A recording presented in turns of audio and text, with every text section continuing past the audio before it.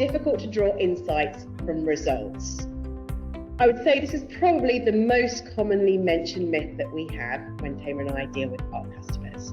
So let me say, I do understand this. It's easy to be presented with a lot of data and feel that it's hard to make it actionable. It's great that you can get so many data points from one online survey, but it's easy to feel overwhelmed. Looking on the right of this slide, you can see the various ways you can cut data on the right-hand side, and honestly, that is just scratching the surface. I think, as I say on the slide, there is a feeling you must be a cross between a data scientist and a detective, crunching numbers to find hidden correlations. I think that isn't true. If you follow a logical staged approach to the data, then the insights will find themselves.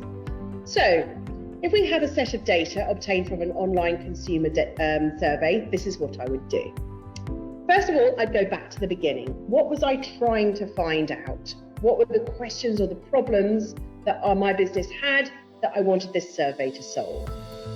And then you just look at the questions you asked. Remember, you drafted these questions because you wanted the answers to them. And that really is the first set of insights that you're going to get. Nothing more complicated than that. And then you want to check your assumptions. I suspect when you went into the project, you had a feeling that something would be one way and something else would be another. And it's really interesting to have a look to see if you were right or wrong. Once you're comfortable with that, you can then have a look at how the different groups react. Remember, only cut the data by the groups that will be useful and interesting for you.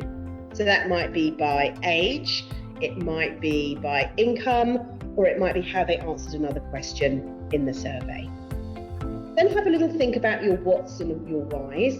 You might have asked some questions in the survey and then followed up with an open text asking why someone responded in a certain way. And that's great to give some context and some colour around the figures that you can see. And then finally have a think about what you want to get out of the data, and then what your colleagues or your customers or whoever you're sharing this data with, what you want them to get out of it. And then pick some interesting things for you and some interesting things for them. And then there you have it, some easily accessed insights.